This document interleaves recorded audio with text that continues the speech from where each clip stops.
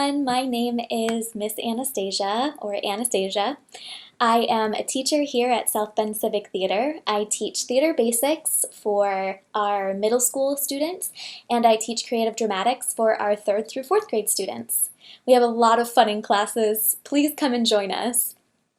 To find out a little bit more about our programming, which is year-long, please visit our website, sbct.org/education. We have so much programming here, including classes, workshops, shows, and summer camps. And speaking of summer camp is coming up and we're so excited. We have so many cool things happening right now. Currently in June, we have a really cool virtual summer camp that we're going to be doing, so keep your eyes peeled for that, more information about that. I am going to be teaching a couple of summer camps this year in July, and I can't wait. I'm super excited. So please check out our summer camp options on our website. This workshop is free, but if you like what you see here today, please consider donating. We appreciate any support that you give us. Thank you for the love, thank you for the support, and let's get started. Alright, so today we are going to be talking about Commedia dell'Arte, which is a super fun subject. I'm super excited to get started and talk to you about it. So Commedia dell'Arte is basically the basis of modern day theater. It created the stock characters that we use today in all of the shows and movies and theater and plays that we see here today, such as like the stumbling idiot or the snooty aristocrat, the young lovers. All of these, as we continue talking about Commedia dell'Arte and the different characters in this art form, you'll begin to recognize a lot of these characters and be like, oh, I know, I have an example of that in this modern day show, or in this play, or this musical. They're everywhere. Commedia dell'Arte started it all. It's amazing. So Commedia dell'Arte started in Venice in the 1600s. The cool thing about this form of theater is that it kind of united both the aristocracy and the servant class, the peasants. It created this kind of bond when people were watching this type of theater. So it brought people together, which is really cool. So it has one foot in the palace and one foot in the streets. The actors in Commedia dell'Arte were both the authors, the editors, and the performers of all their material. And this was the first type of theater that allowed women to be on stage, which is super cool. So yay Commedia dell'Arte, way to be forward thinking. The stories were improvised from a basic shopping list of entrances and exits, and no scene lasted more than about 3 or 4 minutes. The relationship between the audience members and the other actors on stage was crucial, and that kind of created the stories that you would see on the stage. So just like in modern day improv, when we are watching an improv show, they often ask for different suggestions for things. Commedia didn't necessarily ask for suggestions, but the actors would kind of read the emotion or read kind of how the audience was reacting to the shows, or just use kind of their basic knowledge of the type of audience that they would have, and then use that to inform their stories that they would put on stage that night. So just like the basis of live theater, how we kind of adapt ourselves to our audience, that's exactly what Commedia dell'Arte did. So Commedia dell'Arte was structured around the idea of lazzi. And lazzi is the verbal or physical comic business that is interrupted or that interrupts the action on stage. There are a lot of masked characters in Commedia dell'arte, so often you are relying on your physicality to show how that character is feeling, or what that character is trying to portray. So there are three types of characters in Commedia dell'arte. There are the masters, who are masked. Right here I have one of our masters. This is Dottore. Excuse me, I'm lying. This is Magnifico. He is basically the top of the hierarchy of Commedia characters. As you can see, he has a huge nose. It's supposed to be sort of like an eagle's beak because he looks down on everybody from on high, basically. Dottore, excuse me, there are so many characters.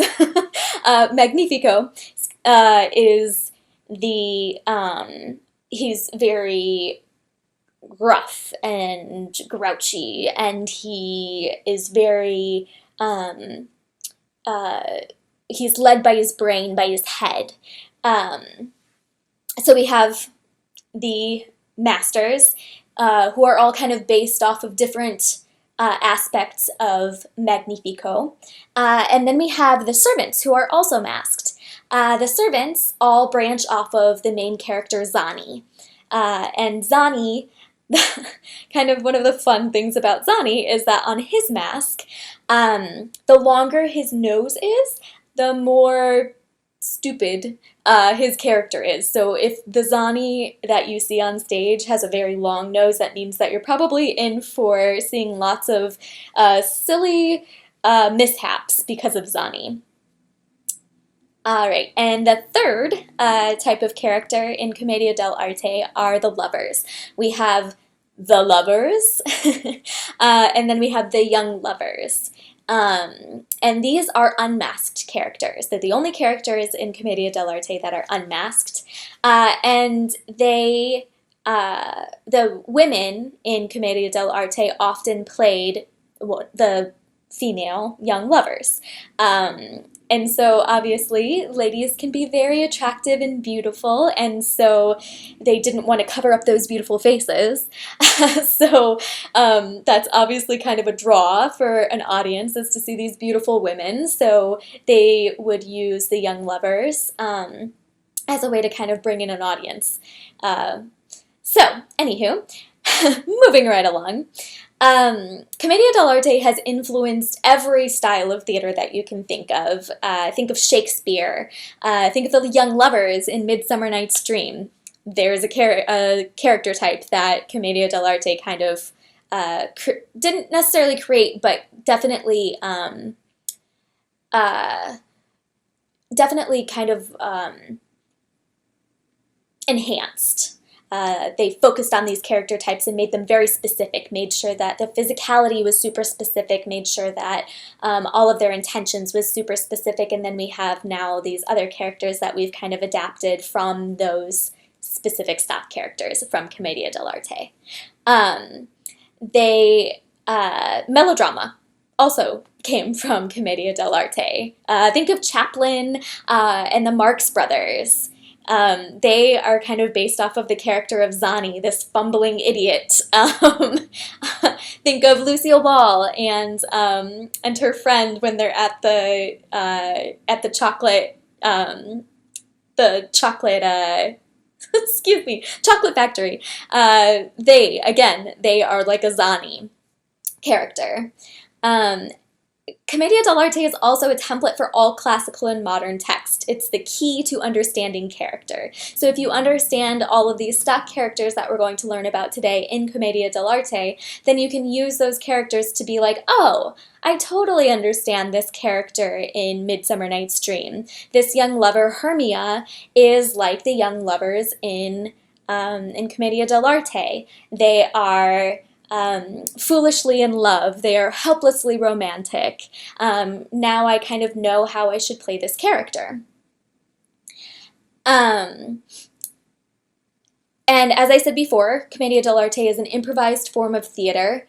And theater has always been a way for the actors to be able to kind of shine a mirror on the audience and help the audience be a little bit more introspective, kind of understand themselves better, but also understand society. So Commedia is an exaggerated mirror of society. It's using all of our highest highs and all of our lowest lows to kind of pick fun and be like, this is what we are like. Let's learn from that, which is really great. And the main basis of this type of acting, this type of art form, is using your physicality to tell a story. So, without further ado, let's go ahead and get you introduced to some of these great characters.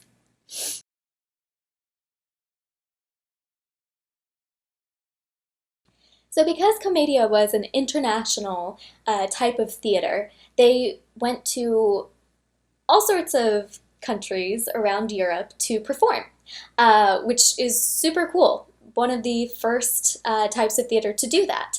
And because they went to all these different countries, and the actors couldn't really speak all of the different languages in the countries that they went to, they had to find a way to be able to help the audience understand what they were saying and what was going on, what the action was in their storytelling. So they came up with this language called Grommelat. So Grommelat is this nonsensical babble speak that carries truthful emotion and intention of the character. So, for example, if they were trying to convey that a character was frustrated,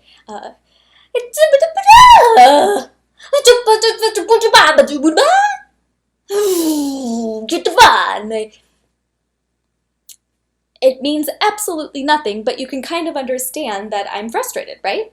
So, Grommelat. It's a perfect improvisation game to free the brain, right? I mean, just speak babble. Try to convey your emotion through babble speak. It's fantastic. Definitely pause the video and go ahead and try some Grommelat of your own. It's it's pretty fun, honestly. But because of this style of this language that was made up by Commedia, the church definitely looked down on Commedia dell'Arte actors. They felt like they were outlaws, and they often called them people who spoke with the devil's tongue. So definitely not something you want to be called. But we're actors, we're outsiders anyway, and it was a way to make language universal for all of the different audiences that they came to perform for. So Grommelat, go ahead and pause, practice some Grommelat of your own.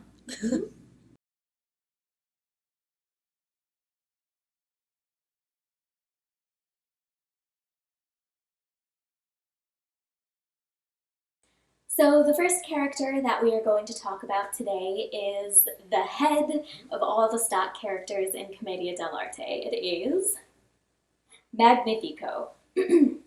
So, being the head of all of these characters, Magnifico is the leader of the city. He is the most powerful character in Commedia dell'Arte. So let's kind of get into his body here. We have our mask on, which can help inform us kind of what kind of character this is. As I said before, Magnifico has this huge nose that's kind of in the shape of an eagle's beak. Again, he looks down on everyone. So to get into the right shape, character shape for this character, go ahead and shake out your body and just stand. Stand up straight. Roll your shoulders back a little bit and just puff your chest out like a big proud king, big proud leader of a city. Now this is kind of where Magnifico lives. He's very strong, he's very powerful. Nobody messes with Magnifico. Everyone is afraid of Magnifico.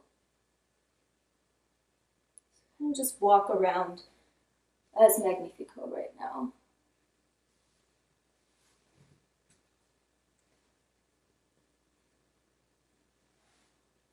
And if you'd like, go ahead and add some vocalization here. You can kind of grunt, maybe. Maybe do like some.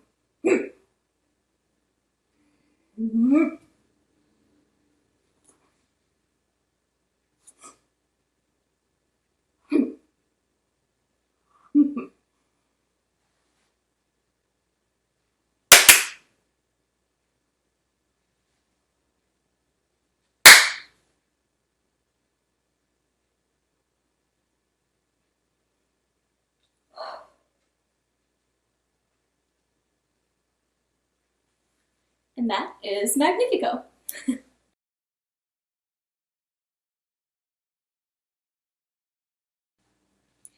Alright, so our next character that we're going to learn is part of the aristocracy, just like Magnifico, but not quite so powerful, where Magnifico is the head of the city. Pantalone is but beneath him. He is a miserly merchant. Pantalone is old and vinegary. Fun fact, Pantalone has lost all of his teeth. So he has lots to be angry about, and he certainly is angry about lots of things. He is very annoyed by basically just everything. Think of this like, think of all this like kind of like sounds. This is very Pantalone. So to get into his physicality, let's go ahead and again stand at neutral. I want you to push your belly in so that your bum is sticking out. I want you to push your chin forward. Pantalone leads with his chin. This is kind of where he lives.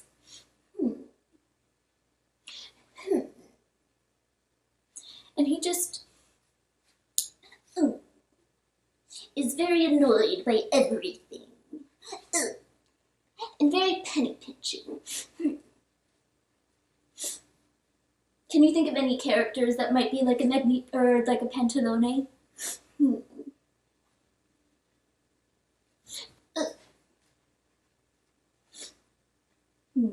Go ahead and walk around like a Pantalone.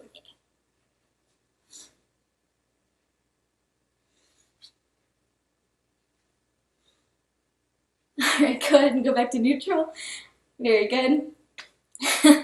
Alright, so the next character is within this same kind of realm as Magnifico and Pantalone.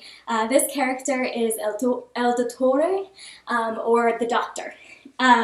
So there's Magnifico, Pantalone, and the Doctor. They're kind of at that same level. And the two of them are constantly bickering.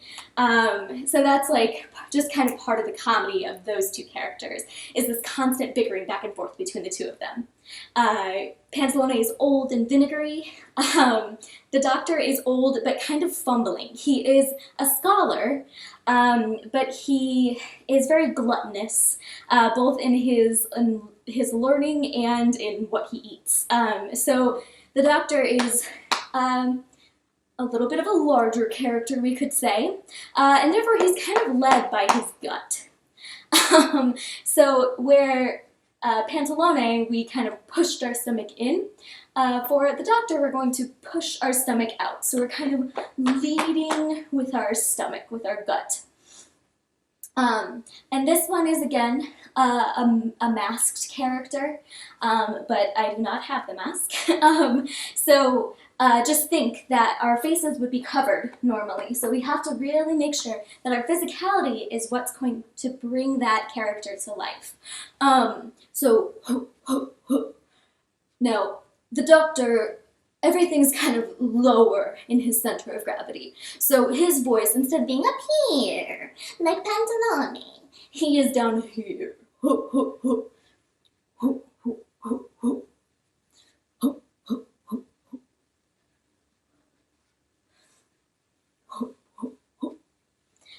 You could even rub her tummy.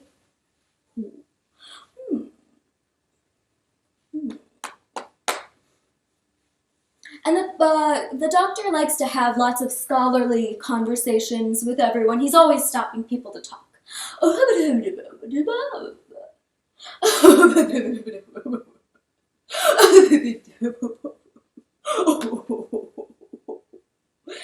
Alright, go ahead and go back to neutral. And that is the aristocracy of Commedia dell'Arte.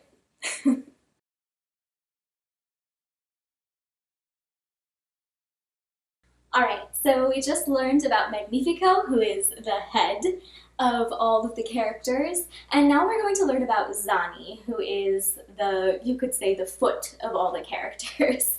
So ZANNI is a peasant, and he has just come to the city for the first time. So everything is new, everything is exciting, there are so many cool things to see, and he wants to see all of them.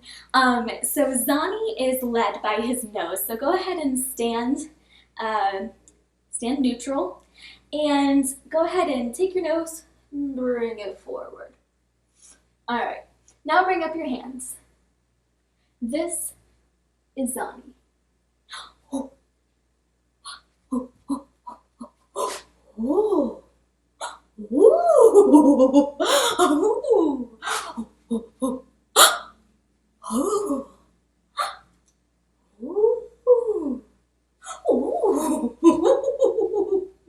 Oh.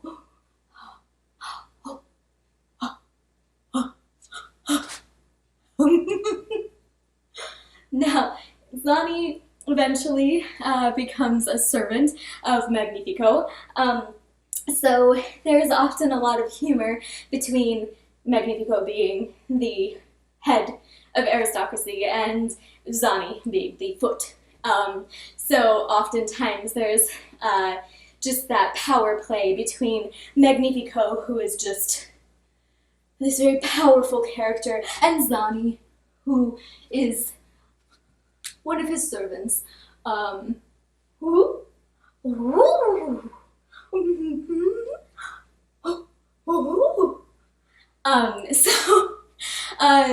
ZANNI is really kind of like this everyman. He is a working class character who is kind of constantly getting himself into trouble because of his curiosity. And from ZANNI, there are 3 other kind of servant class characters that are kind of based off of different aspects of ZANNI. And that's who we'll learn about next. Oh, and before we talk about those characters, ZANNI is a masked character. As I think I talked about earlier in the history of Commedia, ZANNI has a very long nose. And as I said before, the longer ZANNI's nose, the more stupid he is. So when you're watching a Commedia dell'Arte show and ZANNI has a very long nose, chances are he's going to act pretty stupidly. So here we go. We have Magnifico, the head, ZANNI at the foot, and next we are going to learn about our 3 servant class characters. We have Brighella, Harlequina, and Colombina.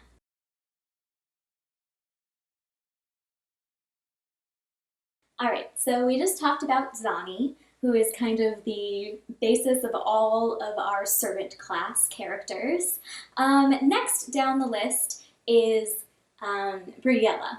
Now Brighella is a male character, even though it kind of sounds like it might be a female character, but Brighella is a male character. He's kind of like the maitre d', he's the head of all the servants. So he has very closed hips, he's very proper. Oh, yes, sir. What can I do for you, sir? Oh, right this way. Yes, come with me.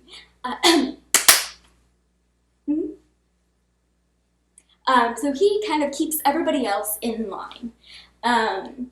He is very cunning. He's always thinking, what's in it for me? Now this character is a masked character again, but unfortunately I do not have the Brighella mask. But just remember again, He is a masked character. You're as in all Commedia dell'Arte characters, you are really relying on your body and your physicality to bring these characters to life. So just think very proper, very prim. He worked very hard to get to this position, and he's not going to let anybody mess that up. And that includes Harlequinho. So Harlequinho is the other servant that is under Briella's watch. Now Harlequinho, he is open-hipped. He is very happy-go-lucky. He thinks that he is the most handsome thing in the world, even though he isn't. And he also thinks he's very smart, but he has no common sense. So Harlequinho is kind of just this fun-loving kind of idiot. He and Brighella are kind of the minor Magnifico and ZANNI characters, if you will. So Brighella is kind of the head, and Harlequinho is the foot, you could say.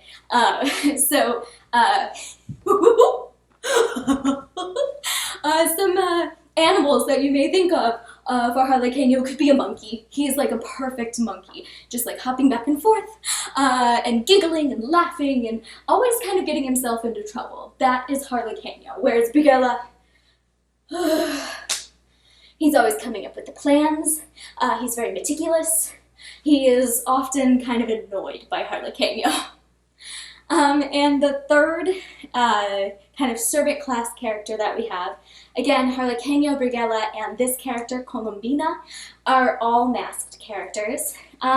Colombina is basically a female Brighella. She is incredibly witty, incredibly smart. She, again, is very, kind of maybe one of the head servants, if you will. She is able to have very intelligent conversations about relationships, marriage, philosophy. She and the doctor often kind of hit it off and talk with each other. The doctor sort of sees her as at least an intellectual equal. So Brighella, we have kind of this maitre d', in charge, very cunning, super annoyed by Harlequinho. Harlequinho is this kind of jumping around goofball. And then we have Colombina, who she kind of walks with swayed hips, but again, a little bit more control to her walk. Instead of this like open-hipped kind of craziness that Harlequinho has. So like very, like almost seductively, I suppose you could say. She's very aware of her movements, and again, very cunning, whereas Brighella is kind of a wooer of young women. Colombina could be maybe a wooer of young men. Hence the young lovers get in trouble sometimes. So this is the three servant class characters that are inspired by ZANNI.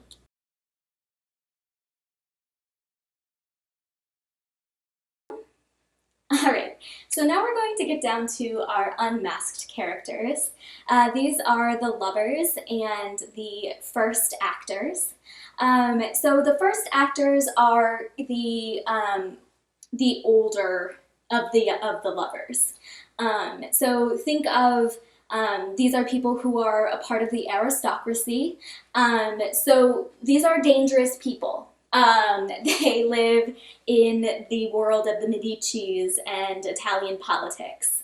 So they're kind of in Magnifico's world. Again, Magnifico is the head of aristocracy, but the first actors are also very powerful people.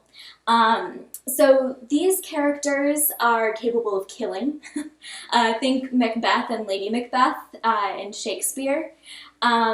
These are people that you should be a little afraid of, and other characters, especially the servant class characters, are definitely afraid of this group of people, the first actors. So there is a woman and a man, first actor. Both of them are led with their shoulders. Again, almost like Magnifico is led with his chest. These are kind of like led with their shoulders, so like very They're very proud people. And think like the lady, first actress, um, she would have a little bit more of a feminine quality to her walk, whereas the man may have a little bit more of a manly quality to his walk. Again, a little bit more similar to Magnifico's walk, but having that regality to your walk. These people are very cunning, and they're also lovers. The first actress, she may have had a first husband, but nobody quite knows what happened to him. That's the type of people they are. Not the kind of people you want to hang out with. So go ahead and kind of walk around as the first actor and actress.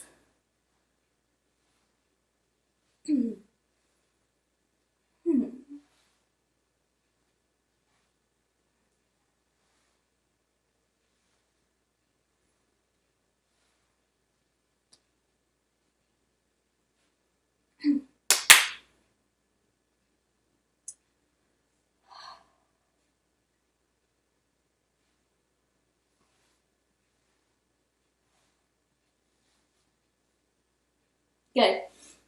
So from the first actor and actress, we have our young lovers. And the young lovers are actually the son and daughter of Pantalone and the doctor. So this also adds to the comedy of these characters because Pantalone and the doctor do not get along so well. So because their daughter and son are in love with each other, this just adds to that fighting quality between those two, that pressure. So the young lovers are very much kind of what you would expect. Think of Romeo and Juliet. They're helplessly in love. They're not necessarily the brightest because they're so blinded by the romance between the two of them, but they have good schooling, they have good backgrounds, and they have the ability to rise up in their social class. So again, these characters are kind of going to be led with their hearts. Imagine that. So these characters kind of move kind of aimlessly around the stage, always moving with their hearts. Their hearts carry their movements. Lots of sigh. Oh. Yes. Oh, they're so in love. Oh. But because they are part of the aristocracy, they're also a little bit dangerous, right? So even though maybe the servant class might feel a little bit more comfortable messing around with these two characters and kind of putting them into dangerous situations or kind of confusing them, these are still part of the aristocracy, so not to be messed with. And those are our first actor and actress and our young lover stock characters.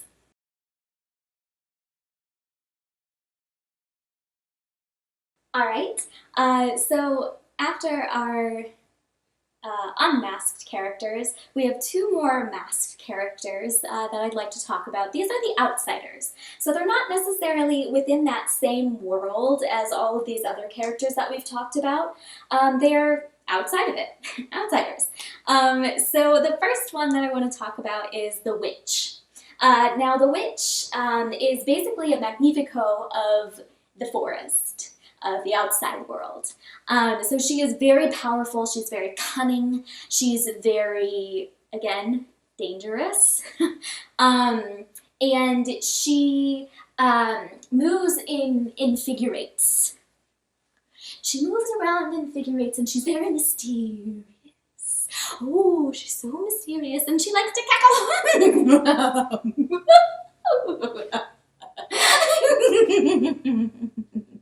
Think of all the creepy witches think of Snow White and the witch that gives her the apple. Think of the witches from Hamlet. This is where all of those characters come from. This is the witch. Now the second outsider is, not a rap from the witch. The second outsider that we have is El Capitano. He is a mercenary or a soldier from a different country. So let's say maybe Spain or France. He has lots of panache and is very flamboyant. He's led with his knees.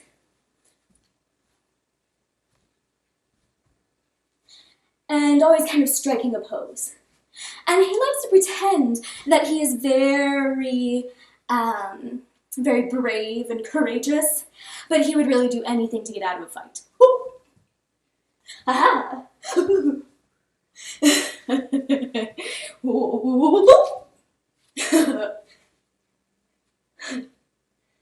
Alright, so that is El Capitan. And those are our outsiders.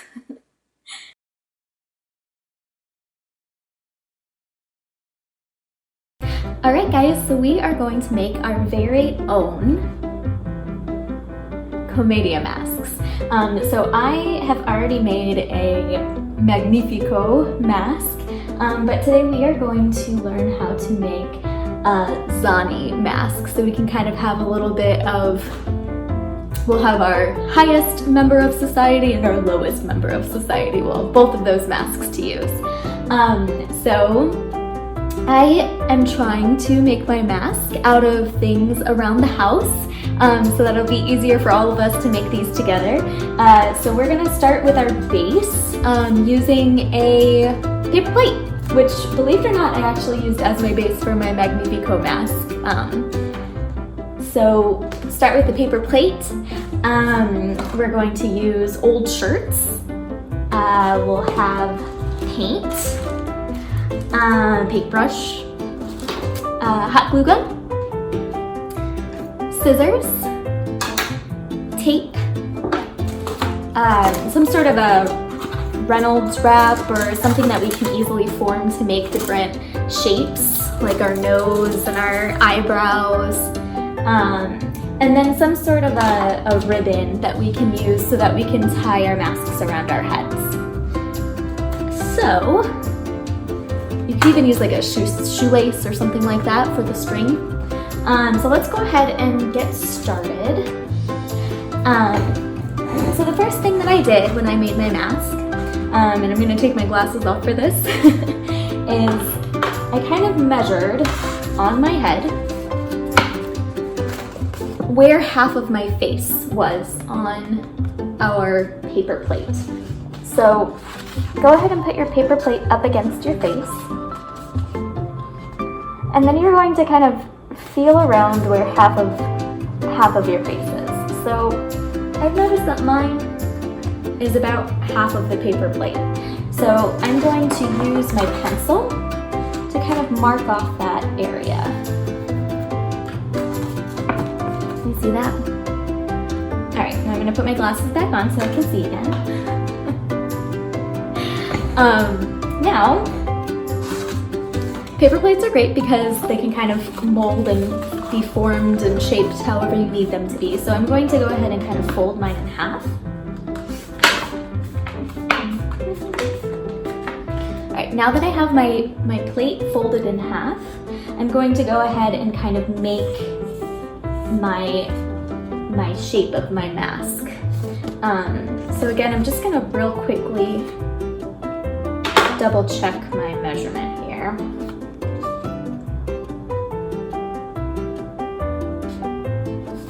Yeah, that seems about right. Okay. So I'm gonna go ahead and use my scissors. And I'm kind of gonna cut out my mask. So as you can see, these masks kind of have a rounded shape, kind of where those cheeks are, but they are half masks. So they don't cover the entire face. The audience can still see your mouth, but the masks kind of give us an idea of how this character acts and looks and reacts and their emotions and everything. So this really kind of informs our physicality as an actor. Once we have the mask on, then we take on that shape of that character.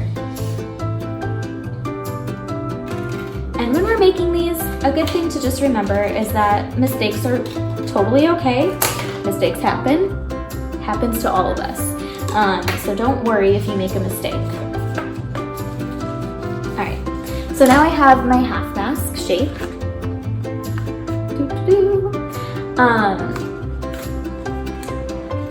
So we'll obviously kind of morph this a little bit so that it fits the shape of our face a little bit better, but this is a good starting point. The next thing we're going to do is find where our eye holes go. So again, I'm going to take off my glasses so I can see things, or so I can't see things, but I can measure things on my face. This is a very scientific process, as you can tell. I have rulers and everything. But we're going to go ahead and put our mask on our face again.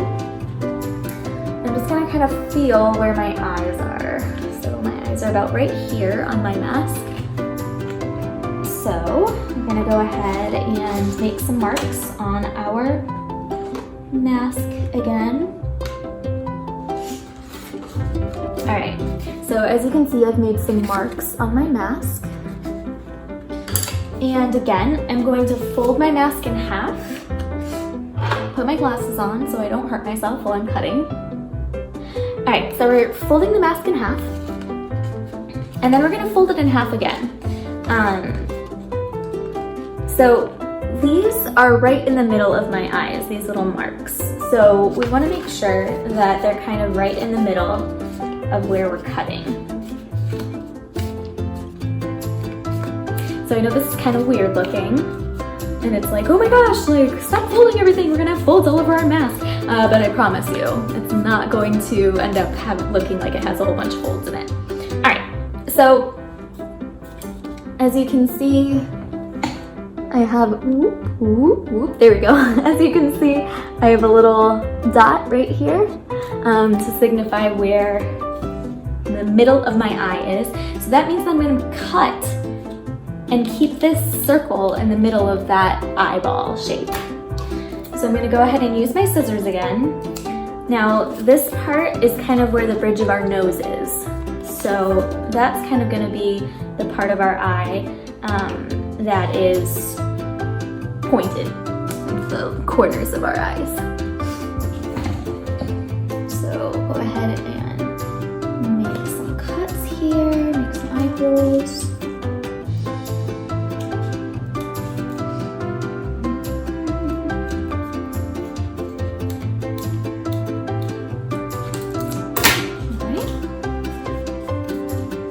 There we go, now we have our eye holes. So, as you can see, I have my eye holes here, so I can see out of my mask. All right, and next, so when we have our mask on, we're gonna want to make sure that our nose, there's like a little bit of a hole for our nose. So kind of feel where the bridge of your nose is. So this is like the bridge of your nose. Feel where that is on your mask. We're gonna kind of cut out a little space for that. That's something I forgot to do when I made my MAGNIFICO mask, and now every time I wear it, it kind of hurts that bridge of my nose. Alright, so again, we're gonna fold it. Make a little mark. We're gonna make a little spot for our nose to breathe. And then kind of round out that edge there at the end too. Alright, so we kind of have a shape like this. Alright, pretty simple so far, right? We're doing great. Alright, and now, so since we only used half of our plate to make our mask, we have a bunch of plate left to use to create some of our other features on our mask. So when I made Magnifico, I used part of the paper plate to make his nose, but I also used some foil to kind of create like the roundness of his nose and kind of make those nostrils kind of a little bit bigger. You can also use it to kind of make the eyebrow ridges a little bit higher. You can make your mask as detailed or as simplistic as you'd like. It really is up to you. It is nice to add some features just because when your face is covered with the mask, you can't rely on your facial features. You have to rely on the mask's features. So we have Magnifico. He has these big eyebrow ridges here. He's a very, very grouchy, angry man. So we are able to kind of rely on those eyebrow ridges to kind of inform our character. So ZANNI, his are kind of like up, because as we learned earlier, ZANNI is very excited about everything. Everything is new. He's new to town. He's never been in town before. He's a peasant, so he's like, wow, look at this. Wow, look at that. And his mask should hopefully kind of illustrate that, so that we can use our mouth to kind of illustrate those things in our voice and our body, but we won't have our eyes to do that. So we'll kind of rely on our mask to do that. So let's go ahead and start building out our mask shape.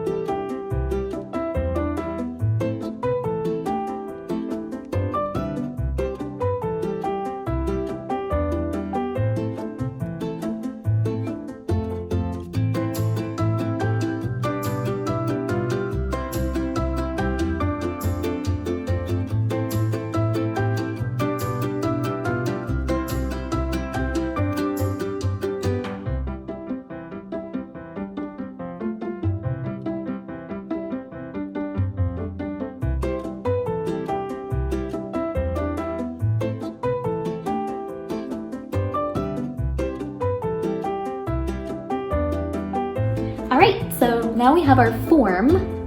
It's looking pretty much like a mask at this point, right? So from here, now that we have all of our foil covering our mask and we have a good shape going, we're gonna go ahead and take some old clothes, old t-shirts, and we're gonna go ahead and use the fabric from these to cover our mask. So let's go ahead and get started with that.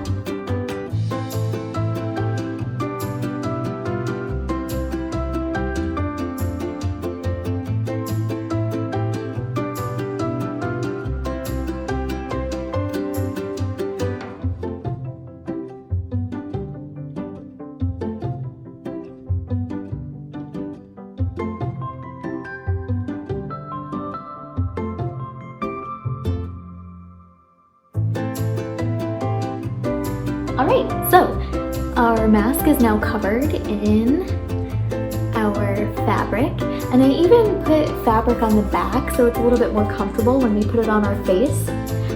But here we have our mask. Woohoo!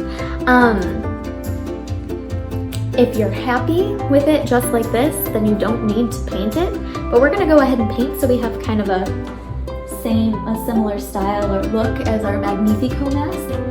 So here we go, let's paint.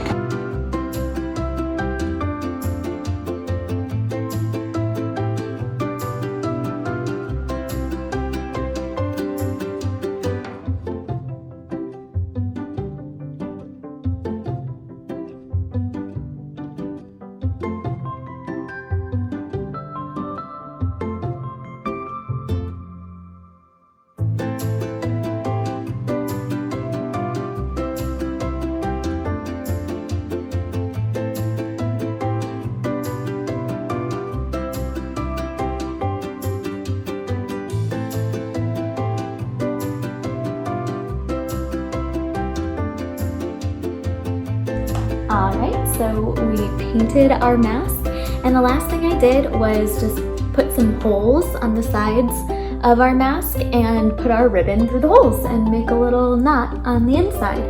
And now we have our ZANNI mask.